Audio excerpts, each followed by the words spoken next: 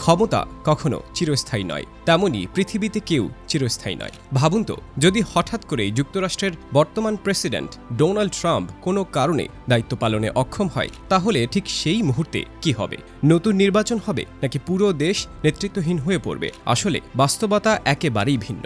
যুক্তরাষ্ট্রের সংবিধান এমনভাবে তৈরি করা হয়েছে যাতে কোনো পরিস্থিতিতেই ক্ষমতার শূন্যতা তৈরি না হয়। 2026 সালের জুন মাসে ডোনাল্ড ট্রাম্পের বয়স প্রায় 80 বছরে পৌঁছাবে। অনেকেই মনে করেন যদি প্রেসিডেন্টের কিছু হয়ে যায় তাহলে আবার নির্বাচন করতে হয়, কিন্তু যুক্তরাষ্ট্রের ক্ষেত্রে বিষয়টি সম্পূর্ণ আলাদা। সেখানে সংবিধান স্পষ্টভাবে বলে দিয়েছে, প্রেসিডেন্ট দায়িত্বে থাকা অবস্থায় মারা গেলে, পদত্যাগ করলে অথবা দায়িত্ব পালনে অক্ষম হলে সঙ্গে সঙ্গে ভাইস প্রেসিডেন্ট দায়িত্ব গ্রহণ করবেন। অর্থাৎ কোনো ভোট নয়, কোনো বিলম্ব নয়, ক্ষমতা হস্তান্তর হয় মুহূর্তের মধ্যেই। এই নিয়মটি নির্ধারণ করা হয়েছে যুক্তরাষ্ট্রের সংবিধানের 25th অ্যামেন্ডমেন্টের মাধ্যমে।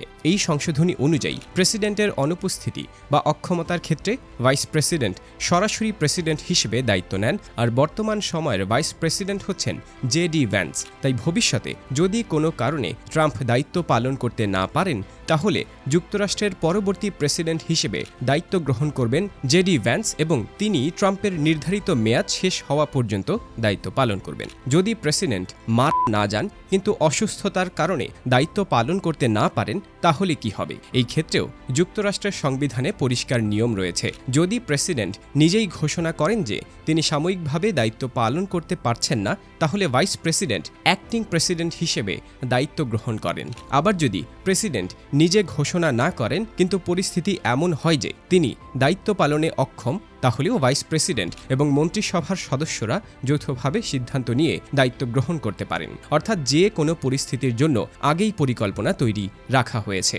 বর্তমানে বিশ্ব রাজনীতি একটি সংবেদনশীল সময় পার করছে। মধ্যপ্রাচ্য সহ বিভিন্ন অঞ্চলে উত্তেজনা, আন্তর্জাতিক নিরাপত্তা ইস্যু এবং বৈশ্বিক কূটনৈতিক সম্পর্ক সবকিছু মিলিয়ে যুক্তরাষ্ট্রের নেতৃত্ব সব সময় আলোচনার কেন্দ্রে থাকে। এই কারণেই অনেকেই জানতে চান, ভবিষ্যতে নেতৃত্বে পরিবর্তন এলে তার প্রভাব কি হতে পারে। তবে এখানে একটি গুরুত্বপূর্ণ বিষয় মনে রাখতে হবে, যুক্তরাষ্ট্রে ব্যক্তি নয় বরং প্রতিষ্ঠানই সবচেয়ে শক্তিশালী। একজন প্রেসিডেন্ট পরিবর্তন হলেও দেশের প্রশাসনিক কার্যক্রম থেমে থাকে না। পুরো ব্যবস্থাটি এমনভাবে তৈরি যে রাষ্ট্রের ধারাবাহিকতা সবসময় বজায় থাকে। আর এখানেই রয়েছে সবচেয়ে বড় বাস্তবতা। বিশ্বের সবচেয়ে ক্ষমতাধর দেশ হিসেবে যুক্তরাষ্ট্র কখনোই নেতৃত্বের সংকটে পড়ে না, কারণ সেখানে প্রতিটি সম্ভাব্য পরিস্থিতির জন্য আগে থেকেই সাংবিধানিক ব্যবস্থা নির্ধারণ করা আছে। তাই ট্রাম্পকে ঘিরে যত আলোচনা থাকুক না কেন, বাস্তবে যুক্তরাষ্ট্রের নেতৃত্বের ধারাবাহিকতা সবসময় নিশ্চিত থাকে। এখন প্রশ্ন হলো, আপনি কি মনে করেন ভবিষ্যতে